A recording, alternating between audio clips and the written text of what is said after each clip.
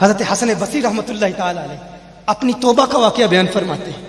وہ فرماتے ہیں کہ میں امیر کبیر شخص تھا، بہت امیر تھا، اور بصرہ کی گلیوں میں غریبوں کی خدمت کیا کرتا تھا.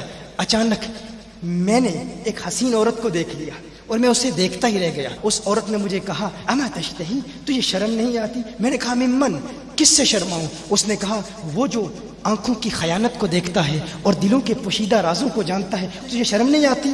تجھے حیا نہیں آتی؟ کہا اس کا جملہ تو بہت بڑا تھا. حسن بصری اپنی توبہ کا واقعہ بیان فرما رہے ہیں. فرمایا اس کا جملہ تو بہت بڑا تھا، لیکن وہ اتنی حسین تھی، ایسی خوبصورت تھی، میں پھر بھی مسلسل اسے دیکھتا رہا اور دیکھتا ہی رہ گیا. اور پھر آخر اس نے کہا کیوں بار بار مجھے دیکھتا ہے؟ میں نے اس عورت کو کہا کہ تیری آنکھیں اتنی خوبصورت ہیں کہ تیری جھیل جیسی آنکھوں میں ڈوبنے کا جی چاہتا ہے. اس عورت نے کہا اچھا تو ایسی بات کرتا ہے، تو یہاں انتظار کر.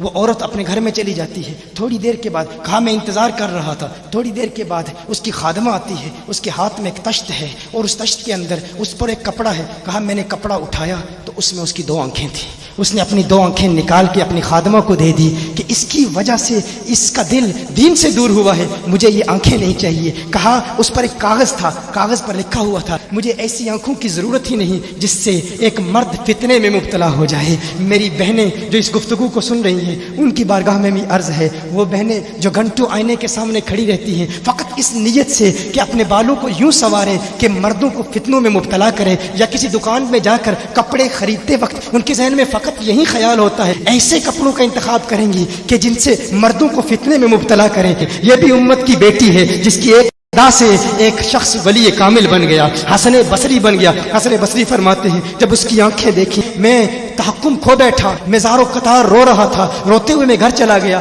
پوری رات میں روتا رہا، پوری رات توبہ کرتا رہا، استغفار کرتا رہا. حسن بصری فرماتے ہیں فجر کی اذان سنی، اچانک خیال آیا اس عورت کا شکریہ تو ادا کروں کہ جس نے اپنی آنکھیں میرے لیے، میرے دین کے لیے، میرے ایمان کے لیے اور توبہ پر استقامت کی خاطر قربان کر دی. کہا میں اس کے گھر گیا، جو ہی اس کے گھر پہنچا تو ادھر اس کا جنازہ نکل رہا تھا، اس کی موت واقع ہو چکی تھی. کہا میں رات گھر آیا، میں رات سو گیا، میری آنکھ بند ہوئی، میں نے اس عورت کو خواب میں دیکھا. میں نے کہا کوئی نصیحت کر. اس عورت نے کہا کہ جب تنہائی میں ہو اللہ کا ذکر کرتے رہو، اور جب صبح کرو تو استغفار کرو، شام کے وقت استغفار پڑھو. کہا میں نے اس وقت توبہ کر لی، ایک عورت میری توبہ کا سبب بنی، ایک عورت کی وجہ سے مجھے توبہ پر استقامت ملی. یہی حسن بصری. پھر وہ واقعہ بھی آتا ہے، وہ دور بھی آتا ہے، ان کا ڈر کتنا ہے، ان کا تقوی کتنا ہے، پرہیزگاری کتنی ہے. یہی حسن بصری. ایک دن ایک شخص نے حسن بصری رضی اللہ تعالی عنہ سے کہا ہے حسن بصری کیا آپ جانتے ہیں کہ جہنم سے جو شخص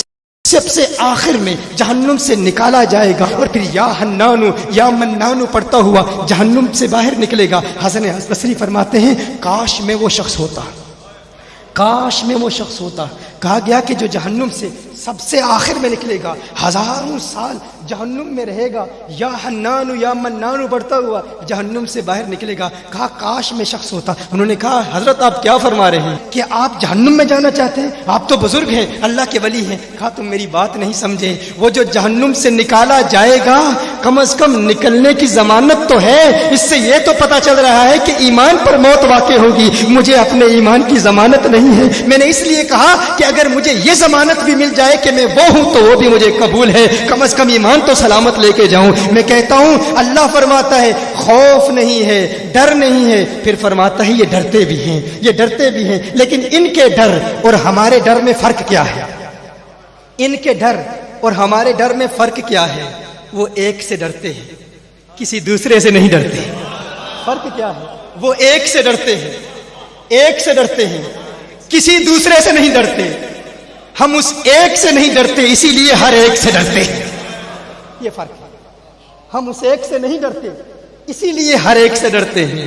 اسی لیے کبھی سیاستدانوں کے دروازوں پر دستک دیتے ہیں، کبھی مقتدر لوگوں کے پاس جاتے ہیں، کبھی مخیر لوگوں کو تلاش کرتے ہیں، کبھی مالداروں کو تلاش کرتے ہیں اور ان کے دروازوں پر دھکے کھاتے ہیں. در در دیے در در نالوں در بن جا ایک دھردا. در در دیے در در نالوں در بن جا. در در آپ جانتے ہیں اس کا مطلب کیا ہے، اور در کا مطلب بھی کیا ہے؟ در در دیے در در نالوں در بن جا ایک دردا. چول کتا کیوں خویندائیں در بن وقتا وردا. در بن وقتا وردا. بس اس ایک سے ڈرو، پھر کسی کا ڈر نہیں. پھر کسی کا غم نہیں، پھر کوئی پریشانی نہیں۔